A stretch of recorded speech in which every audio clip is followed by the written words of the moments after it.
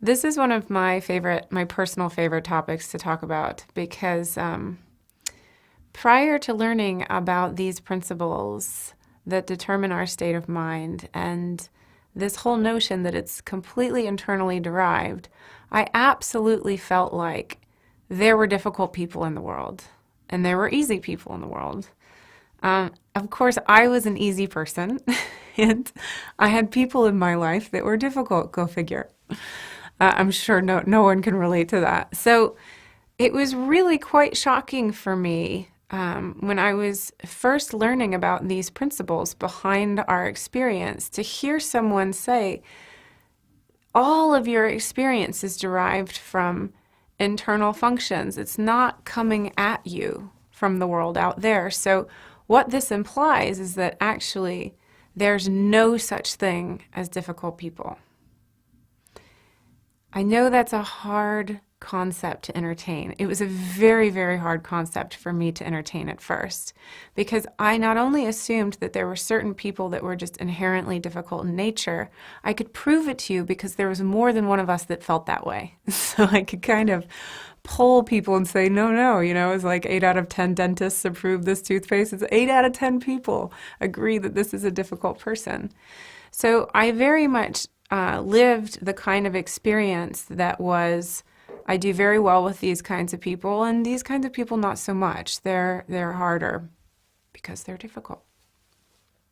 But what these principles of mind, consciousness, and thought point to that we've been talking about in this series is that actually everything you experience is coming from you and really from what's going on in your thinking in the moment. So, my colleague gives this wonderful metaphor of that when you're driving in your car, if the check engine light comes up on your dashboard, it's telling you about your engine, your car. So that red light tells you something about what's going on in your vehicle.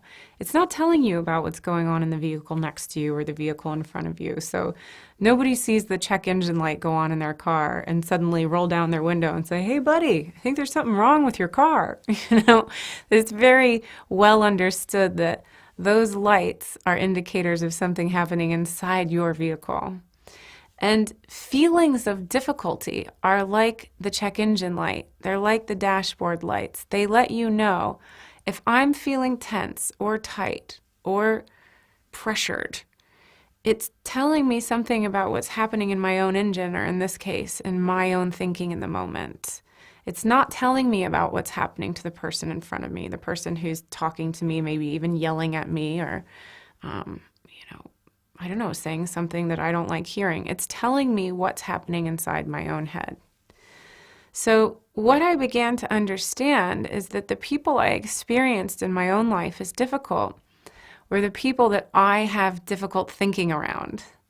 This one little added word was really helpful. It's not, oh, those people are difficult. It's, I have difficult thinking around them. And at first, I really didn't like this concept because it suddenly turned the finger this way instead of that way, which to me seemed unfair. It's like, hey, wait a second. It's not my problem. This guy's a total jerk. But what I realized after I got over my own sort of, frankly, my own ego and my own reactivity to the notion that I was somehow accountable for that experience was, hey, wait a second. This is actually really freeing. If it's coming from me, I have some say in the matter. Where if it's just being done to me, well, then I'm just going to go through my entire life having the difficult people be difficult. End of story. So suddenly, seeing that the experience of difficulty was coming from something inside my own self really got me curious. And it gave me hope. And what I discovered is, and this is what it feels like to me. And I encourage people to experiment with this themselves. But the people that I historically have had on my difficult list, I began to notice after learning these principles that, yeah, it's true actually. Every time I'm in the presence of that person or I have to go have a conversation with that person, it's almost like I take the bait of the first kind of thinking that comes to mind. It's like I get tricked by it every time I fall for it. And what was really curious for me to notice is not only did I fall for it in their presence, I could fall for it even before I saw them. So I could start to feel that feeling of difficulty just thinking about that person, which again was a hint that it's not coming from them. It's coming from something going on inside of me. So it's like, wow, you mean to tell me I can get myself all worked up about someone before I even see them? That's fascinating. It can't be them. It has to be me. So it started to look like a really fun game to play with my difficult people and see if I didn't follow my usual habit of taking the bait of how I thought about that person time and time again, I would essentially wait for something else to come to mind. I know that sounds like an oversimplification, but what people discover about themselves is that they have a limitless potential for new thinking to come into their mind if they don't go with the first thought out of the gate, or if they don't, as I said, take the bait. So I kind of started playing with this where when I would start to have a feeling, oh, I hate that I'm going to have to talk to that person later about this. Well, hold on. What happens if I don't take the bait?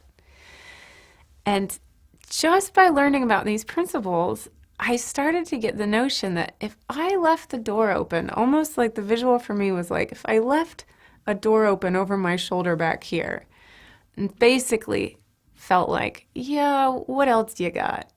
Kind of looking to my mind's potential to keep bringing me new thoughts as if they came in a doorway over here to my right, which I know they don't, but for me that works visually. It's kind of like, I know I want to go with this one, but I don't want to take the bait because that's difficult.